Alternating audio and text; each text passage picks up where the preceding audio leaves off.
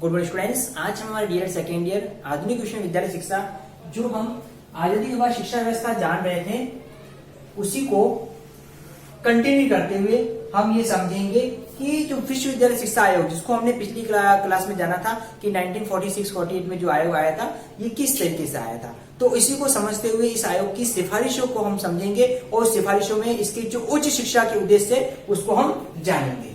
तो इसका सबसे पहला है उच्च शिक्षा के उद्देश्य, क्योंकि जैसा कि विश्वविद्यालय शिक्षा आयोग आया ही था उच्च शिक्षा को लेते हुए, यानी कि उच्च शिक्षा यानी हायर एजुकेशन को बदलाव के लिए एक ऐसी शिक्षा प्रणाली जो देश के विकास में अपना योगदान दे सके और बेहतर नागरिक बना सके, यानी उच्च शिक्षा की विकास के लिए आयोग आया था। तो इस उच्च शिक्षा के क्या उद्देश्य थे इसको स्पष्ट करते हुए इसको हम समझेंगे। सबसे पहले राधा कृष्णन के शब्दों में डॉक्टर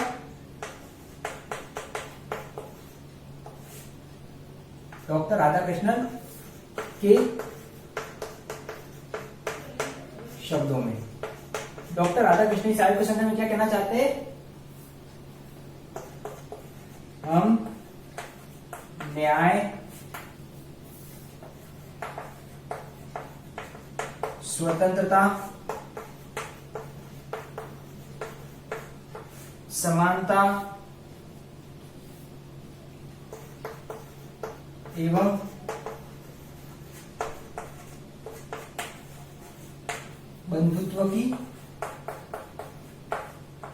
बंधुत्व की प्राप्ति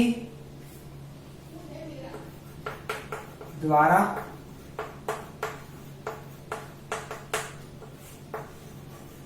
लोकतंत्र की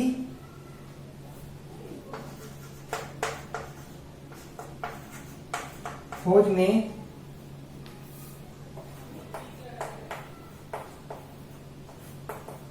संलग्न है। हम लोकतंत्र की खोज में संलग्न हैं। अतः हमारे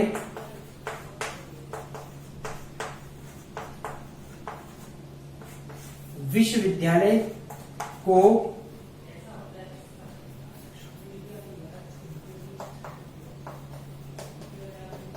अनिवार्य है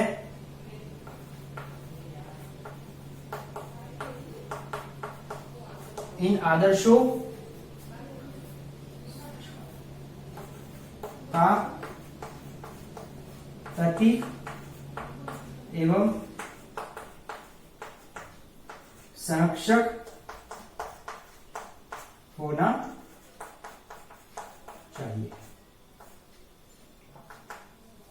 तो ये बताया गया है डॉक्टर राधाकृष्णन ने इस आयोग के संदर्भ में, इन्होंने इस आयोग के संदर्भ में कहा है हम न्याय, स्वतंत्रता, समानता एवं बंधुत्व की प्राप्ति द्वारा, यानी कि हम जो न्याय, समानता, स्वतंत्रता, बंधुत्व की प्राप्ति द्वारा लोकतंत्र की खोज में संलग्न है, यानी कि एक ऐसे लोकतंत्र की खोज जिसमें ये सारी चीजें आ जाती है, तो ऐसे लोकतंत्र की संलग्न है। अतः हमारे विश्वविद्यालयों को अनिवार्य इन आदर्शों का प्रतीक एवं संरक्षक होना चाहिए, यानी कि विश्वविद्यालय शिक्षा के माध्यम से ये आदर्श बने रहे और इनका संरक्षक बने, इस तरह से शिक्षा प्रणाली होनी चाहिए। तो इस तरीके से इस आयोग ने अपने उद्देश्यों को स्पष्ट किया है। अब हम जानेंगे उच्च शिक्षा के जो उद्देश्य है वो किस तरीके से है। सबसे पहला है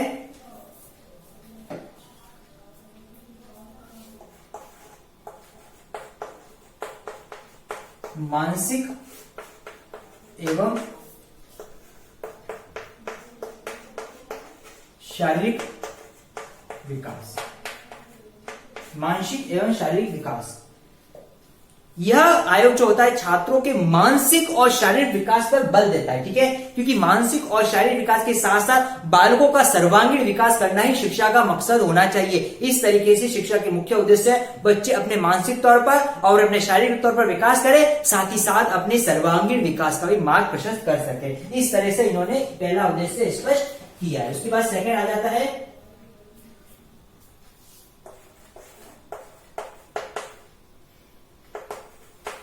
संस्कृति एवं सभ्यता का संरक्षण। देश की आजादी की बात सबसे महत्वपूर्ण बात यही आ जाती है कि देश की संस्कृति और सभ्यता का संरक्षण प्रदान किया जाए, क्योंकि अब जो शिक्षा प्रणाली है भारतीय परिवेश और परिस्थिति के हिसाब से, इसलिए शिक्षा प्रणाली के माध्यम से देश की संस्कृति और सभ्यता को संरक्षण मिल सके, इस उद्देश्य को भी इसमें स्पष्ट तौर पर शामिल किया गया। अगला है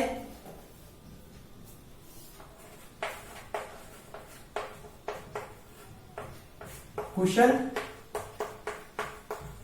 नागरिक का निर्माण। आयोग इस बात से भी अपने आप को इंपॉर्टेंस प्रदान करता है कि देश की विकास के अंदर नागरिकों का अहम रोल होता है, इसलिए एक ऐसे नागरिक का निर्माण करना जो कुशल हो, यानी कि देश के संविधान को बनाए रखने के लिए, देश की अखंडता को बनाए रखने के लिए नागरिकों का योगदान महत्वपूर्ण हो, इसलिए ऐसे नागरिक का निर्माण करना जो राष्ट्र के विकास में अपना योगदान दे सके। इसके लिए कुशल नागरिकों का निर्माण हो सके और ऐसी शिक्षा देना जिसमें स्वतंत्रता, समानता, बंधुत्व, भाईचारे की भावना निर्मित हो सके, इस उद्देश्य को इन्होंने स्पष्ट किया है। इसके बाद नेक्स्ट है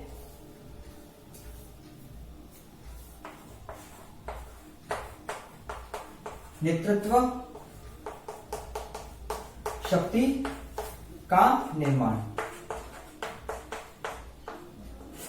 छात्र पढ़ लिखकर अपने आप को नेतृत्वशील बनाए और ऐसी नेतृत्वशील बनाए जिसको हमेशा वो लीडरशिप करने के लिए आगे आ सके और अपने नेतृत्व के माध्यम से देश के विकास में अपना योगदान दे सके। इस तरह से इन्होंने नेतृत्व शक्ति का विकास में भी अपना उद्देश्य स्पष्ट किया है। उसके बाद नेक्स्ट आ जाता है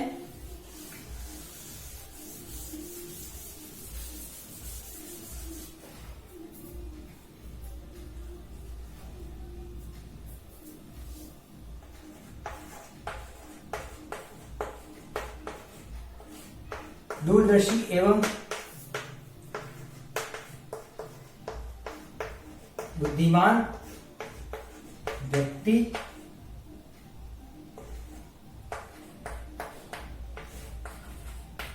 व्यक्तियों का निर्माण। आयोग अपने इस आयोग ने इस अपने सिफारिश में यह भी बताया कि ऐसे नागरिकों का निर्माण करना जिसमें दूरदृष्टिता हो और जिसके अंतर्गत बुद्धिमत्ता हो, क्योंकि दूरदृष्टि बुद्धिमान व्यक्ति हमेशा अपने साथ साथ अपने आगे का सोचते हुए राष्ट्रीय विकास में अपना योगदान दे सकता है, इसलिए ऐसे नागरिकों के निर्माण करने पर भी इन्होंने बल दिया है। अगला है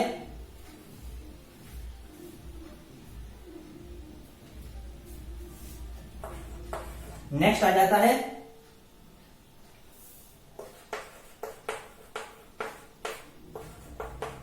व्यक्ति द्वारा समाज को शक्ति प्रदान करना।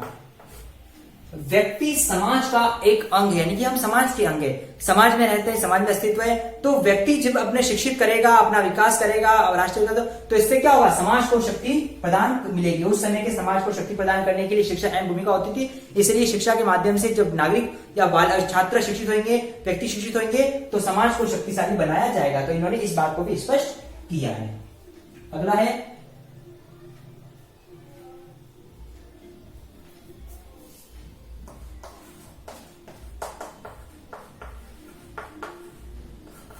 संविधान के निर्देशित सिद्धांतों की रक्षा। संविधान के जो निर्देशित सिद्धांत है, उन सिद्धांतों की रक्षा करने का दायित्व भी आज के नागरिकों में है। तो शिक्षा के माध्यम से नागरिक संविधान के सिद्धांतों की रक्षा हो सके और एक बेहतर देश का विकास हो सके, इसके लिए भी इन्होंने यहां पर बताया गया है। इसके साथ ही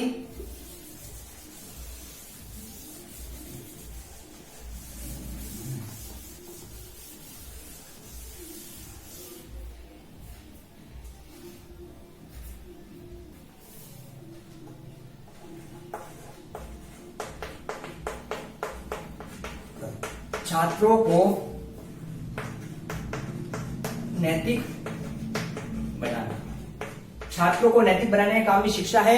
नैतिकता के माध्यम से उसमें अच्छे आदर्श गुणों का निर्माण करना, जिससे वो एक अच्छे नागरिक के तौर पर पहचान बनाएगा और जिससे वो एक बेहतर तौर पर एक अच्छा नागरिक बनेगा। तो इससे नैतिक गुणों का निर्माण करना। और अंतिम आ जाता है इसमें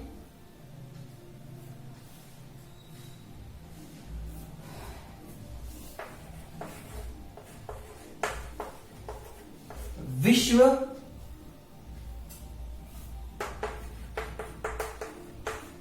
शांति, विश्व शांति, विश्व प्रेम का निर्माण। छात्रों में साथ ही साथ विश्व शांति और विश्व प्रेम का भी निर्माण हो, इस तरह की सोच का भी निर्माण करना, कि हमारा देश शुरू से वसुधैव कुटुंबकम की धारणा का अनुसरण करता है। तो इस तरीके से हमने जाना कि विश्वविद्यालय शिक्षा आयोग में उच्च शिक्षा की क्या उद्देश्य है। अब इससे रिगार्डिंग आज का आपका असाइनमेंट है,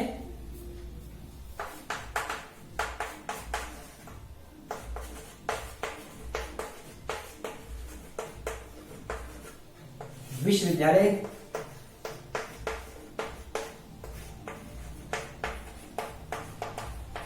शिक्षा आयोग में उच्च शिक्षा के उद्देश्य बताइए।